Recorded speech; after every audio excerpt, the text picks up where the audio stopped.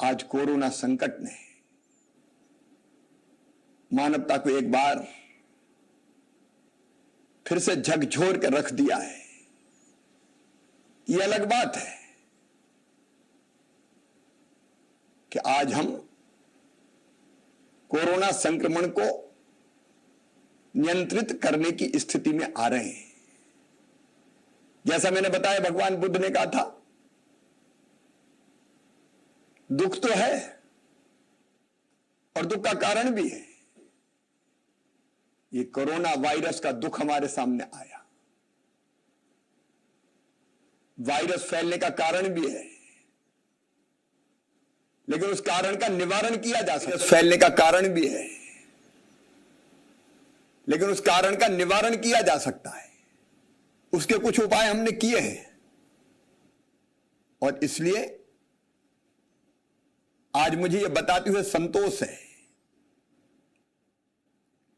कि आप सबके प्रयासों से, केवल सरकार के नहीं, आपके समाज के, आप सबके प्रयासों से कोरोना संक्रमण अब मध्य प्रदेश में नियंत्रण की स्थिति में है। कल हमने 70,000 से ज्यादा टेस्ट किए, लेकिन उनमें से पॉजिटिव केस आए 2,189, 7,846 स्वस्थ होकर घर वापस गए। पॉजिटिविटी रेट घटकर अब 3.1% के आसपास रह गया है और रिकवरी रेट बढ़कर, मतलब स्वस्थ होने वालों की दर 93.39% है। मतलब 100 बीमार जो थे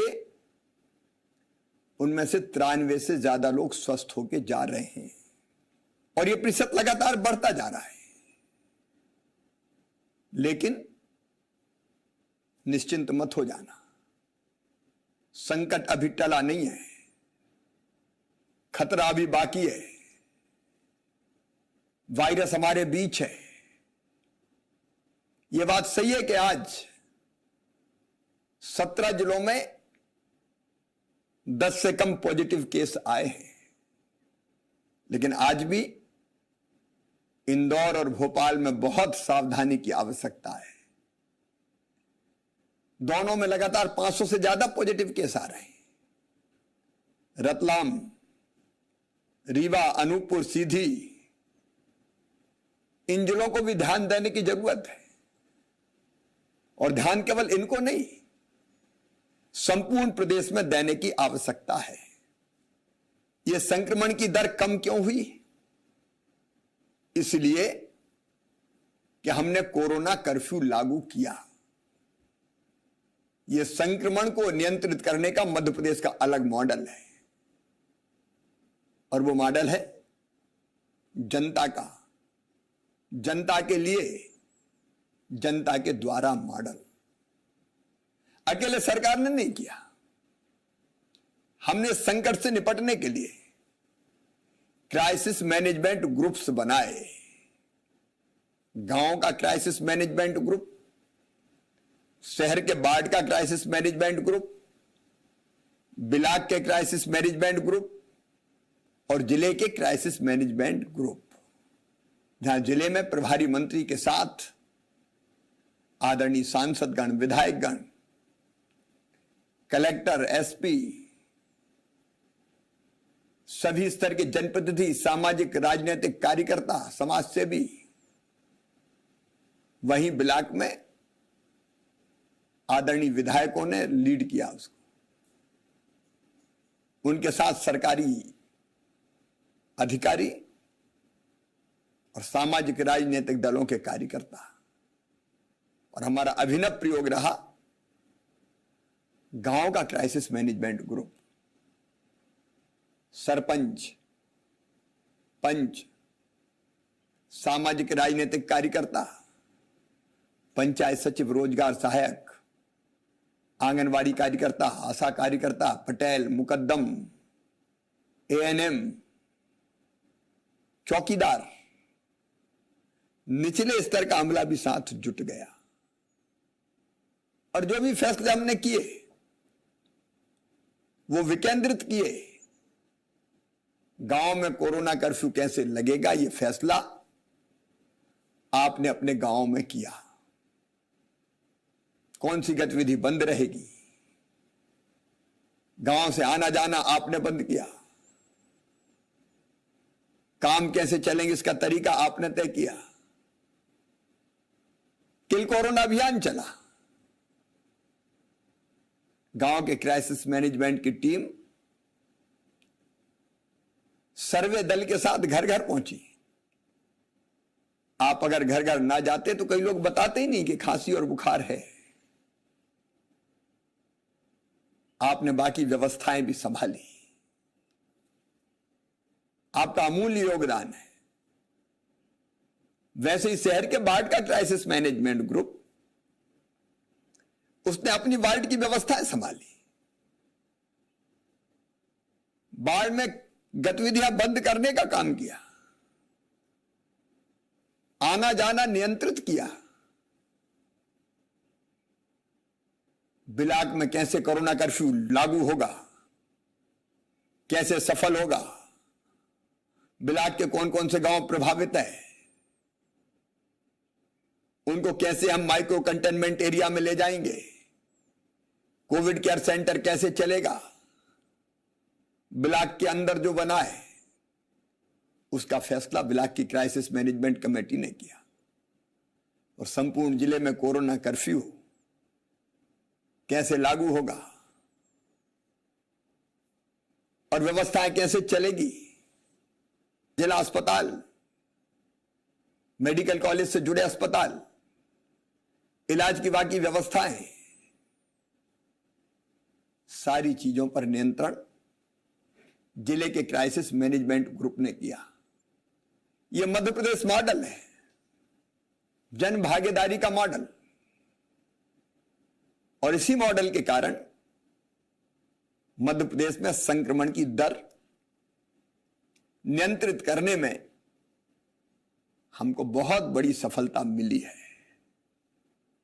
लेकिन मैं फिर निवेदन करना चाहता हूं, अभी लंबा रास्ता तय करना है। कोरोना कर्फ्यू लागू है, लेकिन यह कर्फ्यू अनंत काल तक नहीं रह सकता। हमने तय किया है 1 जून से धीरे धीरे हम आर्थिक गतिविधियां खोलेंगे, शुरू करेंगे, क्योंकि दुनिया भी तो हमें चलानी है।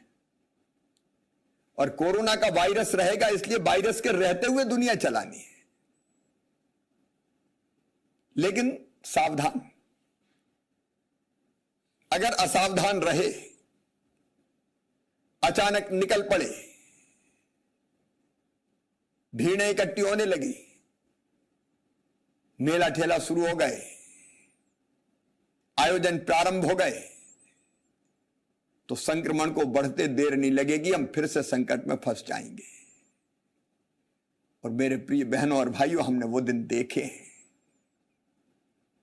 जब अस्पताल के बिस्तर भरे थे, ऑक्सीजन के लिए दिन और रात एक करनी पड़ी, कितनी तकलीफें उठाई हमने। उन भाई और बहनों से पूछो जिनको ऑक्सीजन लगी थी, वेंटिलेटर पे चले गए, कई इस दुनिया से चले गए। क्या उस कष्ट को हम फिर से देखना चाहते हैं? क्या वो परिस्थिति फिर से वापस आए, इसकी हम कल्पना भी कर सकते हैं? कदापि नहीं। हम वैसी परिस्थितियां नहीं बनने देंगे। और इसलिए सावधानी की आवश्यकता है। इसलिए कोरोना कर्फ्यू धीरे धीरे खोला जाएगा। और कौन तय करेगा? आप तय करोगे कैसे खोला जाएगा। गांव में कौन सी गतिविधि चालू रहेगी, कौन सी बंद रहेगी, यह गांव की क्राइसिस मैनेजमेंट कमेटी को तय करना है। बाढ़ में कौन सी गतिविधि बंद रहेगी, कौन सी चालू रहेगी, यह बाढ़ की क्राइसिस मैनेजमेंट कमेटी तय करेगी। बिलाक में क्या बंद रहेगा, क्या खुला रहेगा, ये ब्लॉक की क्राइसिस मैनेजमेंट कमेटी तय करेगी। और जिले में क्या खुला रहेगा, क्या बंद रहेगा, ये जिले की क्राइसिस मैनेजमेंट कमेटी तय करेगी। अलग अलग जिलों में परिस्थिति के हिसाब से अलग अलग व्यवस्थाएं भी होगी, वो भी आपको तय करना है। कोई जिला पूरी तरह से मुक्त हो गया तो वहां की गतिविधियां अलग होगी, लेकिन कहीं संक्रमण अगर फैला है तो वहां कौन सी चीज खुले, कौन सी बंद हो, उस पर अलग से वहां की क्राइसिस मैनेजमेंट कमेटी विचार करेगी। आप तय करिए 1 जून से पहले तय करना है तो 1-2 दिन में ही आपकी बैठक हो जाए, चर्चा हो जाए और आप पूरी सावधानी बरतते हुए फैसला करें। जो वैज्ञानिक तरीका खोलने का हो सकता है उससे आपको अवगत कराया जाएगा और स्थानीय परिस्थितियों के हिसाब से आप तय करेंगे। तीसरी लहर की बात आ रही है। यह तीसरी लहर क्या है बहनों और भाइयों? अगर हम असावधान रहे तो संक्रमण धीरे धीरे बढ़ता रहेगा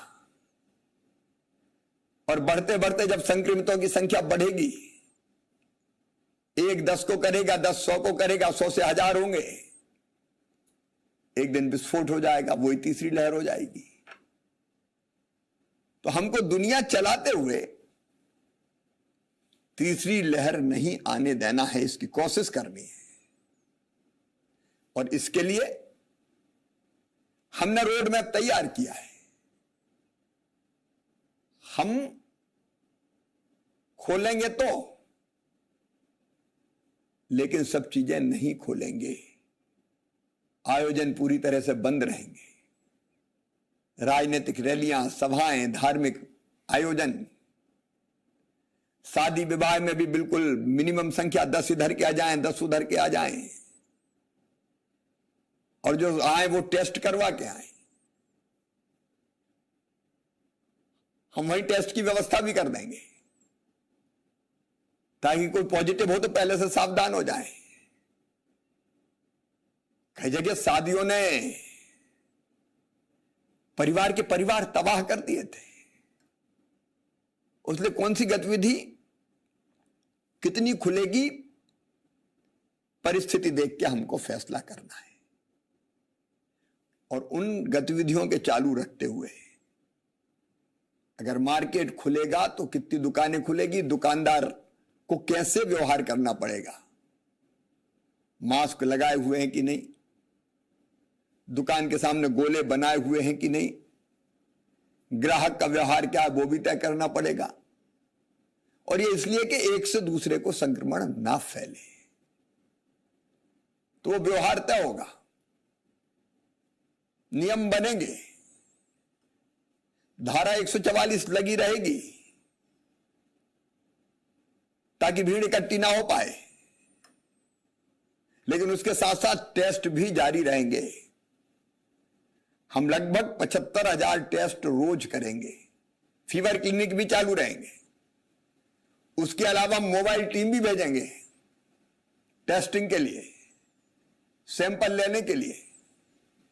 टेस्ट का यह फायदा होगा कि अगर कोई हम में से संक्रमित है तो तत्काल हमें पता चल जाएगा, और जैसे ही पता चला तो हम अपने संक्रमित भाई या बहन को या तो होम आइसोलेशन में घर में जगह तो अलग रख देंगे, दवाई का किट देंगे, उसकी तत्काल इलाज की व्यवस्था करेंगे, या फिर कोविड केयर सेंटर में ले जाएंगे। हम कोविड केयर सेंटर अभी बंद नहीं करने वाले।